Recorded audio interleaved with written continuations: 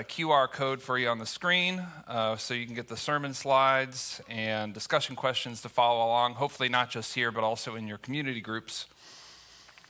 This Easter series, which we're calling Walking in the Way, was actually inspired by Advent. In December, we set aside 4 days to let every heart prepare him room. And I was just reflecting today, it always feels like such a blur, even though there's 4 weeks there. But at Eternal, we haven't historically given equal time and attention at Easter.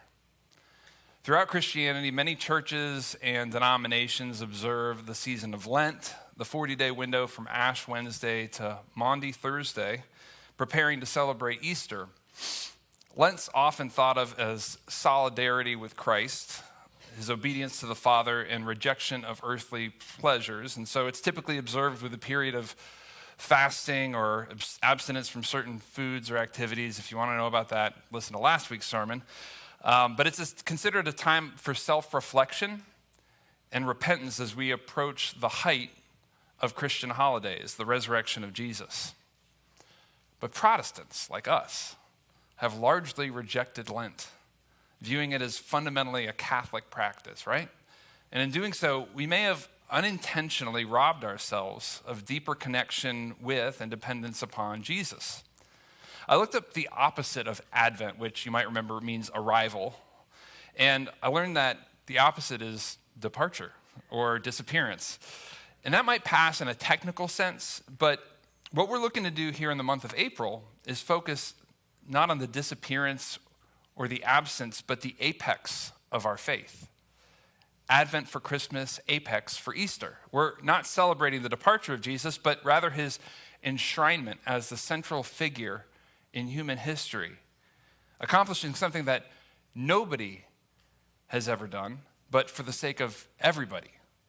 So your pastors decided that this year we would pause on our Luke series, not just for Easter Sunday, but also for a few weeks before and a week after, to make room to celebrate the apex of our faith and to pivot, to make space, to reflect on not just everything that happened at the resurrection, but everything that it means for us today, here and now.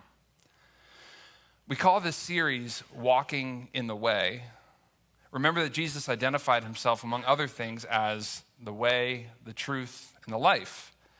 His first followers weren't initially called Christians, after all. They were called followers of the way. And those who chose to accept his apprenticeship under his rabbinical yoke would have literally walked with Jesus until their training was complete, because that's what rabbis did with their disciples. They walked, and they walked, and they walked. Now, we live in a time and place where walking is reserved for those people, right?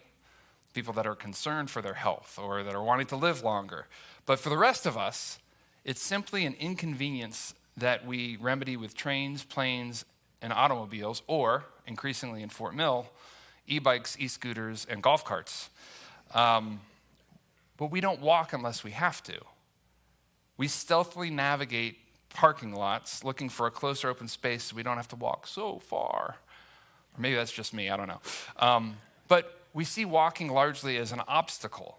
But back in Jesus' day, walking was the objective. It was society's greatest honor to walk after a rabbi.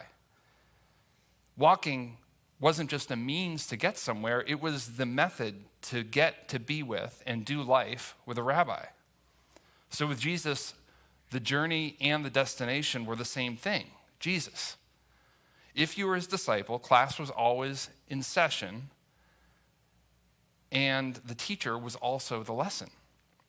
So for the next few weeks, we're going to focus on walking with Jesus. As Eric just said, following Jesus, it was a process. So there was actually something you were called into, walking with, growing with, revelation. And then there was also this thing that came with it, which was a challenge to believe. And so that's what we're going to do over the next couple of weeks. This morning, we're going to turn to the Gospel of John, to the 11th chapter.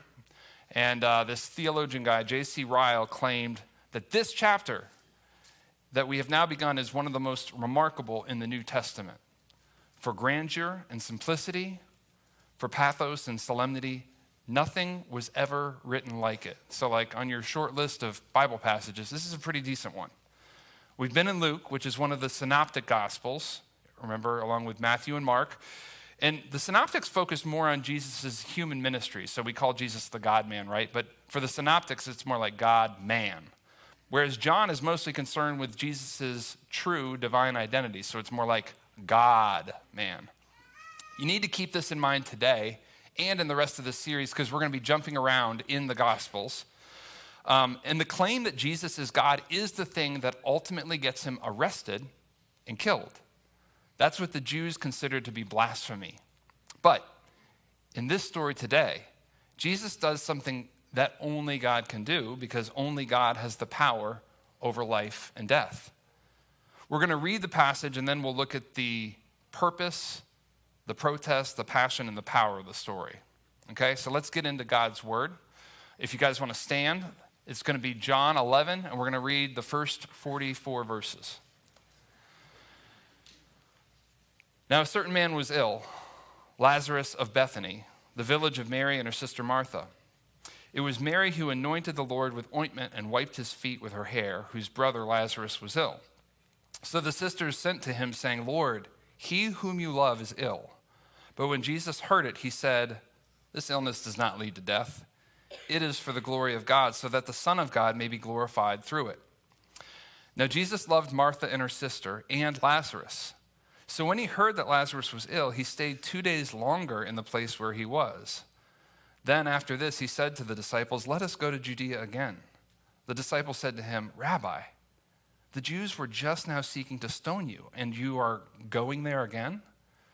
Jesus answered, are there not 12 hours in the day? If anyone walks in the day, he does not stumble because he sees the light of this world. But if anyone walks in the night, he stumbles because the light is not in him. After saying these things, he said to them, our friend Lazarus has fallen asleep, but I go to awaken him. The disciples said to him, Lord, if he's fallen asleep, he will recover. Now Jesus had spoken of his death, but they thought he meant taking rest in sleep. Then Jesus told them plainly, Lazarus has died. And for your sake, I am glad that I was not there so that you may believe. But let us go to him. So Thomas, called the twin, said to his fellow disciples, let us go that we may die with him. Now when Jesus came, he found that Lazarus had already been dead in the tomb for 4 days. Bethany was near Jerusalem, about 2 miles off, and many of the Jews had come to Martha and Mary to console them concerning their brother. So when Martha heard that Jesus was coming, she went and met him, but Mary remained seated in the house. Martha said to Jesus, Lord, if you had been here, my brother would not have died. But even now I know that whatever you ask from God, God will give you. Jesus said to her, your brother will rise again. Martha said to him, I know that he will rise again in the resurrection on the last day. And Jesus said to her, I am the resurrection and the life. Whoever believes in me, though he die, yet shall he live. And everyone who lives and believes in me shall never die. Do you believe this? She said to him, yes, Lord, I believe that you are the Christ, the Son of God, who is coming into the world. When she had said this, she went and called her sister Mary, saying in private, the teacher is here and calling for you. And when she heard it, she rose quickly and went to him. Now Jesus had not yet come into the village, but was still in the place where Martha had met him. When the Jews were with her in the house, consoling her, saw Mary rise and quickly go out, they followed her, supposing that she was going to the tomb to weep there. Now when Mary came to where Jesus was and saw him, she fell at his feet, saying, Lord, if you had been here, my brother would not have died. When Jesus saw her weeping and the Jews who had come with her also weeping, he was deeply moved in his spirit and greatly troubled. And he said, where have you laid him? They said to him, Lord, come and see. Jesus wept. So the Jews said, see how he loved him.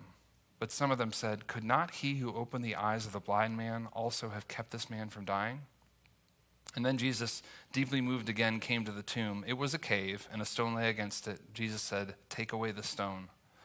Martha, the sister of the dead man, said to him, Lord, by this time there will be an odor, for he's been dead 4 days. Jesus said to her, did I not tell you that if you believed, you would see the glory of God? So they took away the stone, and Jesus lifted up his eyes and said, Father, I thank you that you have heard me.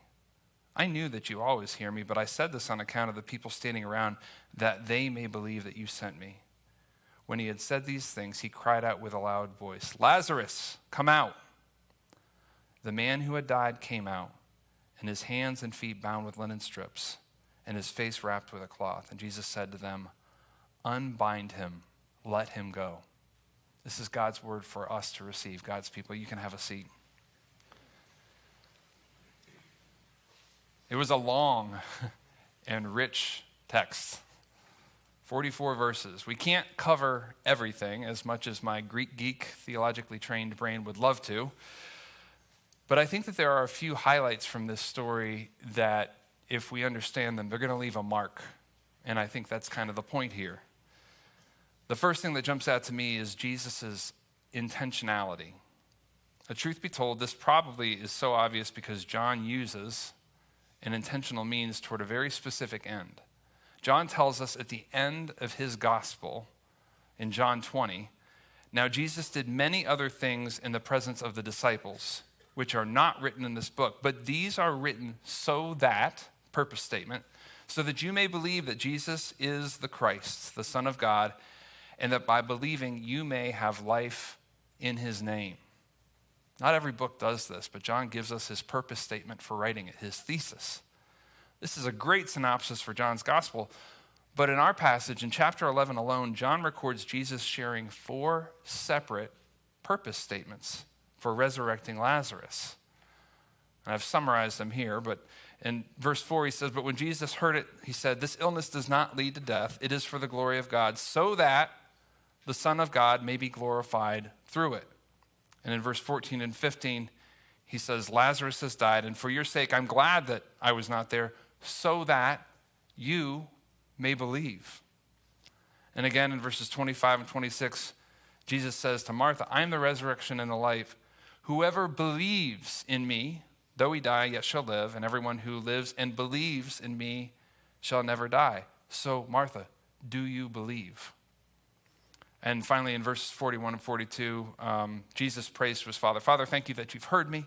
I know that you always hear me, but I said this on account of everybody standing around, so that they may believe that you sent me." So it's laid out pretty clearly, right? God is glorified when we believe in him. Jesus, the Son of God, gets glory when people believe in him, namely that he is God. He's not just a man. Jesus performs this miracle specifically and strategically so that these people believe, which is John's whole purpose in writing the gospel account, so that they may believe that Jesus is the Messiah, the Son of God, and that by believing they will have life in his name. So big picture, we have to keep John's purpose, his overarching purpose, in the forefront of our mind. And that's important because Jesus is actually going to face some resistance here. He's going to face some criticism and kickback, not only from the religious leaders, but also from his own people. This is where we get the idea of protest. We read that Lazarus is from Bethany, some 2 miles from Jerusalem. Now, that's kind of inconsequential compared to the people that he's listed with, Mary and Martha. You might recognize these names because they are listed together. In Luke 10, we'll see, when we go back to the Luke series, we'll see the interplay between Mary and Martha. Martha, the one who is hosting Jesus and who is doing all the things in order to be a good hostess. And Mary, her sister, who's sitting at the Lord's feet, not doing anything, not helping at all. And so Martha actually chastises Jesus. She's like, "Tell my sister to get off her duff. Let's go. Like, we got stuff to do here." And Jesus responds, "Yes, you're right. There are many things to do. But there are few things that are greater in value than what your sister is doing, and I'm not going to correct her." And if you skim ahead from John 11 to John 12, you see that Mary is there again, still doting on Jesus, still at his feet, this time pouring out an expensive bottle of ointment on his feet and then wiping his feet with her hair. And again, she's rebuked, this time by a disciple. But Jesus defends this seemingly wasteful gesture and kind of identifies it as an act of worship. But in our passage, Mary and Martha are both on the same page. They're both desperate. Their brother Lazarus, who's identified to Jesus as he whom you love, is sick. And we're not told the details of the illness, but it must have been pretty bad if Jesus were to tell his disciples, he's not going to die. It's not going to kill him. The reason that Mary and Martha have come to Jesus is because of his resume and their close relationship to him. Every once in a while, I go to ChatGPT. Didn't do it to write this sermon. I'll just let you know that because I know you're all wondering. But I did ask this question. I said, how many miracles, or what were the miracles of Jesus? And this is the answer that I got. I've summarized it for you. Now, to save your eyes, I will let you know that there's 32 of them, okay? And I don't think I crossed out any of them, but listed here are the resurrection of Lazarus and the healing of the ear that was cut off when he was arrested. And so if we take out both of those, you've got about 30 miracles between all of the Gospels left, okay? And these miracles happened before Mary and Martha called Jesus to help their brother. So his resume was already deep. He was good. He was a proven healer and deliverer.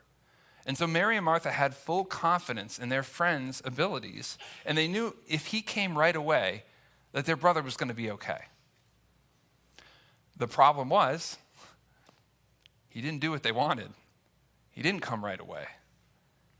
Now, Jesus had told his disciples why. He had given them the big theological reasons, but Mary and Martha weren't there. All they knew is they had asked for him to come, and he didn't show. And they knew that if he did, he could stop it. He can heal Lazarus if he would just come to Bethany now. But he waits, and then he walks, probably like a rabbi does, slowly, methodically, purposefully. And so he's at least 4 days late. I remember a quote from somewhere back in my life that said, "The man who knows himself is never in a rush." And even back wherever I heard that from, I instantly thought of Jesus. Jesus was the perfect man, the God-man. So of course he perfectly knew himself, so he was never in a rush.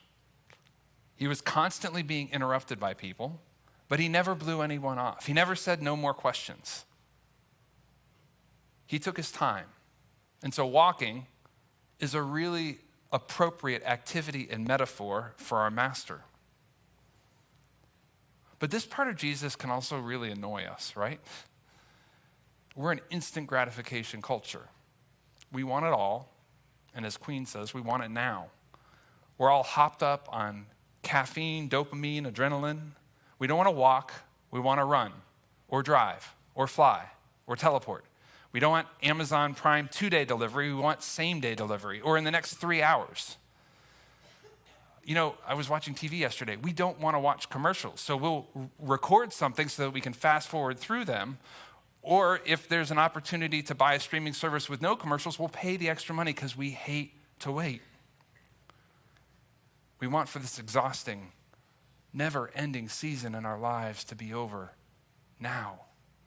We want for people around us to shape up, get it together, and transform into Jesus now. We want for all God's promises to be realized now. We want God's kingdom to come and his will be done on earth as it is in heaven now. But all over the Bible, we see slow stories of transformation, spanning not days or weeks or months, but lifetimes. We see people who make stupid mistakes, and we're so sure, oh, they'll never do that again, only to see they do the same exact thing again. We see people living in agony who ask for deliverance, some of whom are never going to taste it in their lives. And then we see others to whom God says, "My grace is sufficient for you, and my power is made perfect in your weakness." And we have to admit it, much of the time, we don't particularly care for God's timing. It takes too long.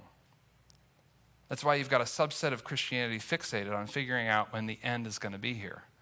They're like the kids on the road trip in the station wagon that are in the back saying, "Are we there yet? Are we there yet?"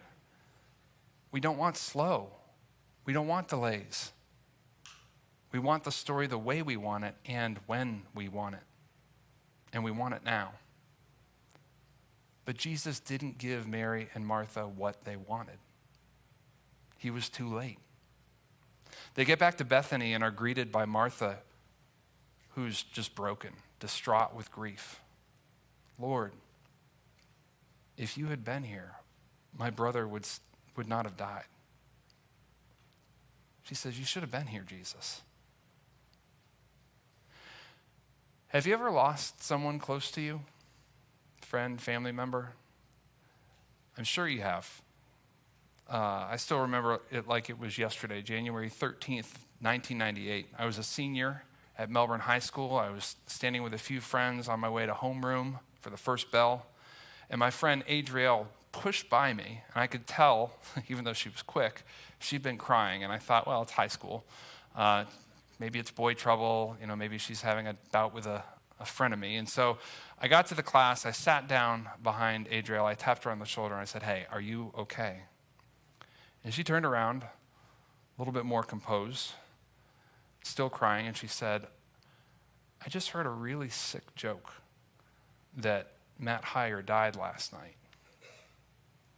And I tried to absorb what she said and at the same time console her, comfort her, say, it's going to be okay. I'm sure that's not true. When the announcements came on and the principal, which didn't normally happen, he came on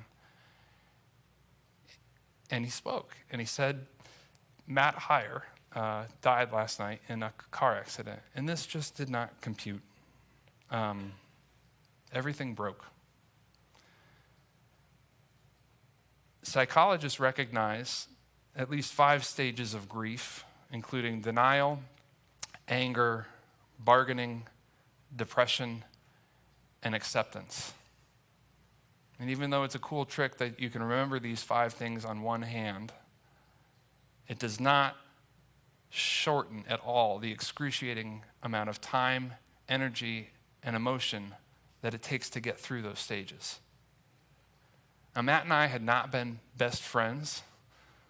Honestly, I had just turned 18, and I think he wanted to be my friend, so I would buy him some black powder because he was a real pyromaniac. But we were close enough that his death was my first devastating loss. My circle of friends were crushed. Matt had been the wide-eyed, wild child, pyromaniac, crazy driving, oldies-loving, hard-charging surf rat that we all adored. He was kind of like a mascot for our group. We had joked that he would die young because of how fast-paced and reckless that his life had been, and now our words were like haunting us. Little did we know. I've felt death's sting many times since then, but I can always go back to how harsh and emptying it was to hear that news. I can go back in my head and my heart and just remember where I was in that moment. And like I said, I'm sure many of you have your Matt. So that's where we find Mary and Martha in that headspace. They had just lost their brother 4 days earlier. They had already experienced the explosion of emotions, and now they were going through the first waves of denial and anger and bargaining and depression. And Mary greets her rabbi and her friend, Jesus, with equal parts belief, but also blame. You should have been here. You could have done something. You had the power. We saw it. Jesus calmly responds, your brother will rise again. And Martha then makes a well-meaning mistake that probably we've all made, especially when it comes to death, trying to alleviate suffering for ourselves or for others by applying doctrine. This works out about as well as bandaging the Bible onto an open wound. She replies, I know he will be there at the resurrection on the last day. We say things like, don't forget, God has a plan and a purpose, and he will work all things out for the good, and he won't give us more than we can handle. But man, this hurts. Death is evil. This is not the way that it's supposed to be. This is a ripple effect of the curse. Doctrines paint a beautiful picture of the truth, but they don't alleviate the sting of death. Feelings aren't facts, but they're also not fiction. Doctrines tell us what's right to believe. Feelings tell us what we functionally believe. And faith is the marriage between the two. It's not anti-faith to have feelings. And as we see in a moment, Jesus doesn't even do that. Jesus feels fully just like us. There's nothing wrong with doctrine as long as you don't use it to suppress what someone's feeling. Doctrines speak the truth. Feelings reflect a beautiful and yet broken world. And so Jesus gives her a masterful response. He says, I am the resurrection and the life. Whoever believes in me, though he die, yet shall he live. And everyone who lives and believes in me shall never die. Do you believe in this? Do you see what he did? Doctrine and feelings. Who he is, do you believe? He's calling her to faith. This was the kindest way of Jesus to confront Mary's incomplete faith with the purpose of this moment, so that she would believe in something greater. He wasn't just a healer of diseases and a deliverer of evil spirits. He was God. He wasn't limited by time or space or power. Do you believe? It's a question of faith. And she gave the doctrinally correct answer to his face. Yes, I believe that you are the Messiah, the Son of God coming into the world. But then she goes to her sister, and what does she say? She says, the teacher is here. Isn't that interesting? She's called him Lord. She's referred to him as friend. She's now identified him as Christ or the Messiah. But to her sister, she says, the teacher. Has Martha's faith been shaken by Jesus' tardiness? Has he kind of been knocked down a few steps? He's good, but he's not that good. So Mary now comes and falls at Jesus' feet, which is where she frequently was, and says the same exact thing to her as her sister. She says, Lord, if you had been here, my brother would not have died. And this is where Jesus gets all up in his feelings. Verse 33 says, he looks at Mary and Martha and everyone mourning, and it says this, he was deeply moved in spirit and greatly troubled. If you have your actual Bible and you want to highlight that, you're going to want to come back to that, okay? Typically in the Bible, when you hear the phrase weeping and gnashing of teeth, it's in reference to eternal judgment. It's like the people that don't obey, they go to the bad place, and there's weeping and gnashing of teeth. In fact, every time Jesus uses the phrase in the Gospels, it's always in reference to the poor souls who reject Yahweh on earth and then are sentenced to being cut off from him in the afterlife, to a place where there's weeping and gnashing of teeth. What are we not saying? Hell. But now we see Jesus as the one weeping and gnashing teeth. Now, this is pretty rare. To be clear, the phrase weeping and gnashing of teeth isn't in our passage explicitly, but I would argue the concepts are definitely there. We've seen in verse 35, Jesus wept, so we know that it's there. But the ESV states, he was deeply moved in spirit and greatly troubled. Now, I love the ESV. It's my go-to translation. But can I say, this translation is weak sauce. This translation is weak sauce. The original Greek, I think we have it here. I'm not going to try to say it because I would screw it up. He snorted in spirit. I don't know if it's possible for humans, normal humans, to do this, but Jesus snorted in spirit. Now, this is kind of supposed to invoke this image of a horse snorting to protest its rider. So what's about to happen? Someone's about to get bucked. This is anger. This is like watching the 8 seconds on the back of a bull. Someone is about to get bucked. This is Jesus' state of mind right now. And it's Jesus, so we know it's righteous indignation, but it's not clear what it's about. So what's he angry at?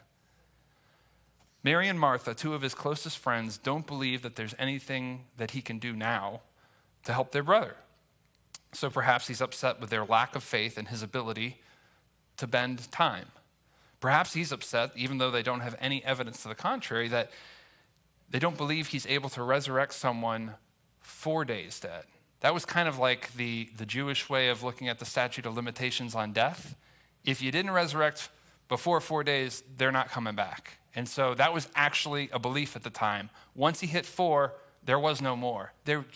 Hope is gone. Maybe he's upset with those in the crowd who say, could not he who opened the eyes of the blind man also have kept this man alive? Maybe Jesus is just upset with everyone's general lack of faith in him after everything that he's done. Or maybe he blames the Pharisees for delaying his return by threatening to arrest him, thus preventing him from coming back on time and healing his friend. Or maybe he's just furious at evil. The concept of human death now has taken a face familiar to Jesus that he knows and loves. Now, this could have happened before in his life, but we're not sure if it was anybody this close. So what's he experiencing? Grief, sorrow, tragedy, tears, the fallout from the fall, the broken world leading to broken hearts. Jesus is experiencing hell on earth along with all of these other people. Now, we believe he was fully man, so he experienced every bit of the worst heartbreak that humanity can face, the death of a friend. But we also know that he was fully God. Jesus is spitting angry at the enemy. He's resolved to take what has been wronged and make it right. But he's not just angry. Back in my discipleship counseling days, we used to use this phrase, anger is a secondary emotion. Some of you may know that. What do we mean by that? That means that even though people can blow up rather quickly for a variety of reasons, the underlying instigator is actually hurt. It's being wounded. Jesus hurt. Can God get hurt? What a fascinating question. I think probably in our Reformed circles, our default answer would be no. Like, God can't be hurt. He doesn't have any weaknesses. But Jesus had assumed all the weakness of humanity when he became human. So I'd wager that not only is this possible, but likely. We know that he's about to get hurt in the next week physically.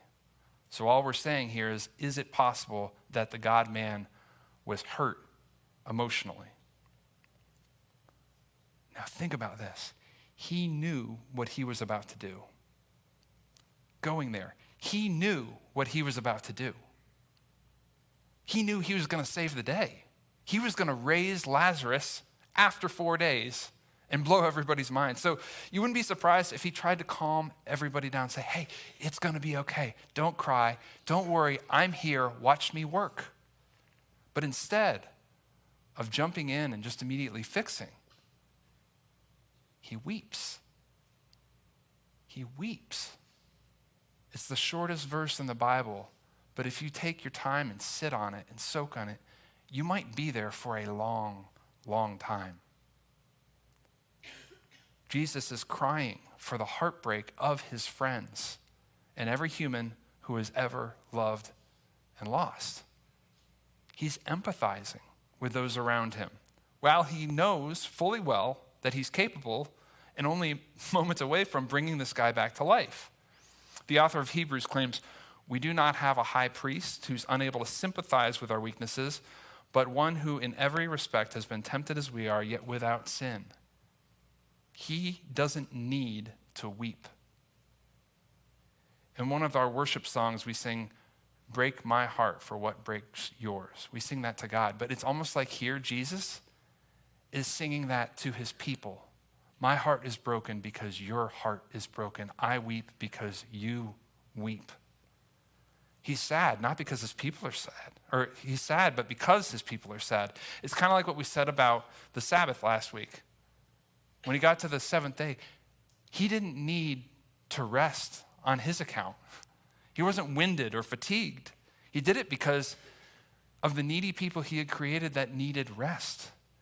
And Jesus didn't need to weep in order to regulate his emotions or get reset or recentered. He did it on account of the hurting, grieving crowd who had been hurt before and would always get hurt again, if not for some drastic intervention. Jesus wept for his people's pain. Now, the irony of this miracle, I don't know, it just caught me differently this week. Mary and Martha claim, Lord, if you had been here, my brother would not have died. The reality is that because Jesus is there, even after when they wanted him, their brother will live again.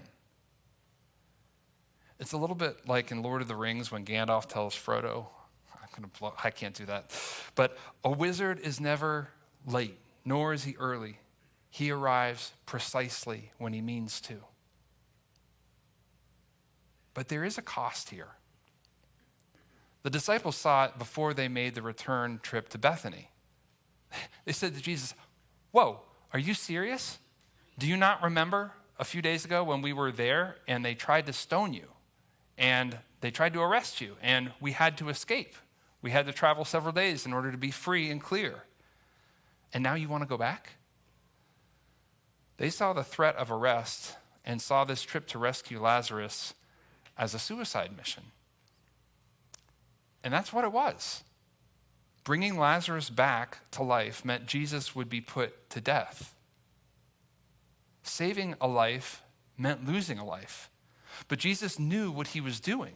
He was exchanging his life for the life of his friend to the glory of God so that people would believe that he was who he claimed.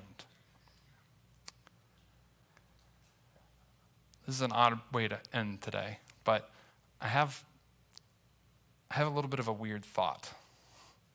It's not a social fantasy so much as it is like a biblical curiosity, but I just wonder, what happened to Lazarus? You ever thought about that? I mean, he didn't have a speaking part. He only has a very brief cameo in chapter 12 where he reclines at a table with Jesus. That's it. Do you remember, like in the late 90s, early 2000s, there was this VH1 TV show called Where Are They Now? Well, even if you don't, if you have an internet connection and you're on social media or have a blog, you know that everywhere you see, where are they now? And typically what happens here is they have a picture of a child actor, either a movie or a TV show, and they say, where are they now? And even if you happen to be like initially searching for how can I be a better dad, how can I be a better husband, how can I do my part for world healing, you see Corey Feldman, and you're like, what happened? You see Macaulay Culkin, or you see Frankie Muniz, and you're like, what happened to them? And you're like, forget what I was doing. I got to find out what happened here.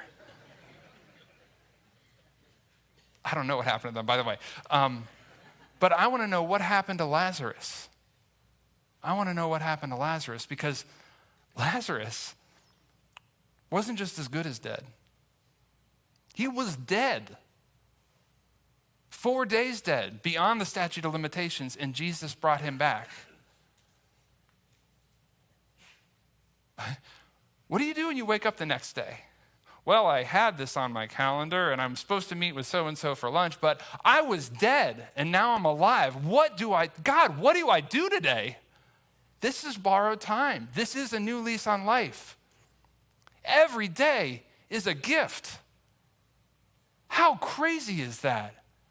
It's a resurrection day. I get to live an extra day. So Lord, what do you want to do with me? My time is yours. My schedule is yours. I'll do whatever you want for me to do. How incredible would that have been? And then I think, okay, what about a week later? How did Lazarus's resurrector's resurrection change his life? Because like a week later, Jesus has died, only he doesn't stay dead either. So now you've got this guy who was really sick, who died, who's come back to life and said, holy cow, I'm back alive again. And then the worst of the worst happens. The guy who raised him back to life is executed, but then he comes back to life. How mind-blowing would that have been? Now, here's the crazy thing. We don't know that Lazarus got just sucked up like one of the prophets did, and he didn't actually die death. So there's a good chance that even though Jesus brought him back temporarily, eventually something happened and he died. So we don't know if it was a recurrence of the serious illness. We don't know if he got ran over by a camel. We don't know if he lived to a ripe old age and just kind of breathed his last breath surrounded by his friends and family. But Lazarus probably died again. But can you imagine, from the time he was resurrected till the time that his body wore out, can you imagine what his life looked like? Another day. I'm good. Another day. Lord, what do you want to do? What can this world do to me? Even if it's today, I've already lived past my life expectancy. Is that not incredible? And so I wish that we had that TV series, Where Are They Now, with Lazarus. And then it hits me like a ton of bricks. I get out of bed, it's dark. I go to the bathroom, I brush my teeth. I don't want to think because I haven't had caffeine yet. And then I turn on the light and I look in the mirror. And I see Lazarus. I see Lazarus looking back at me. I see a man who was dead because of his sin. And I see a man who Jesus came even though he didn't have to, and he exchanged my life for his.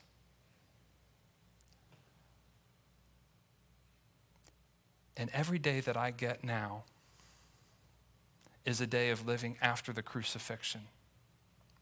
Galatians 2:20 says, I have been crucified with Christ, which means my death sentence, the very worst of me, has been crucified with Christ, and it's no longer that me that lives, but Christ lives within me. And now, the life I live in the body is borrowed time. I don't deserve it, and it doesn't really matter what takes me out, because I know the guy who resurrected me is going to do it again, because he did it for himself. He was resurrected. And that means that the God who started a good work within me is going to see it to completion. He's going to finish it. And that's my life. I am Lazarus. I don't have a big speaking part. I don't have a huge cameo, a big presence, but because of his resurrection working in my life, I get to say, what do you want to do today, Lord? What do you want to do? I don't deserve any of it. It's just you. You came back for me. You did for me what I couldn't do for myself. I love you. Please, please, work your life out. Do your will in me. Let's pray.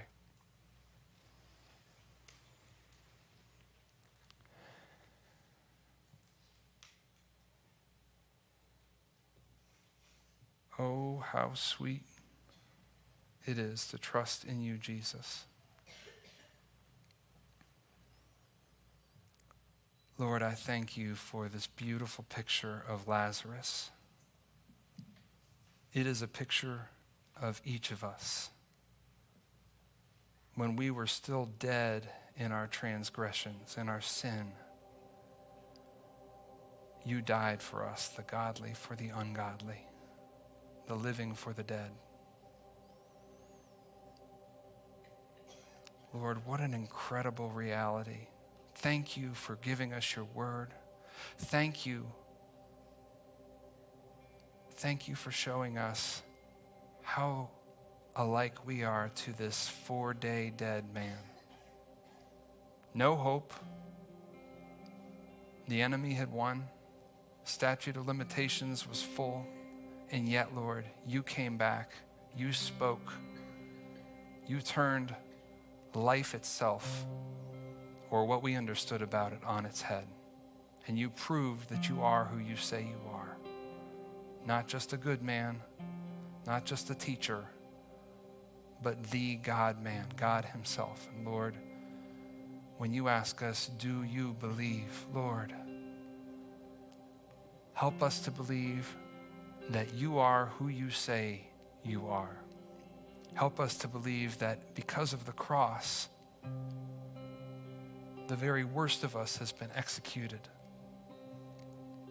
Our sin nature has been put down. And now you have taken up residence in each one of the hearts of your believers, your church.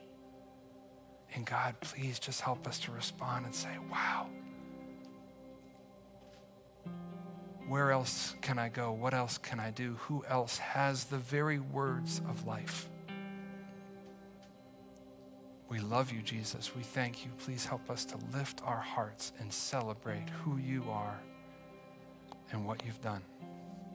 Amen.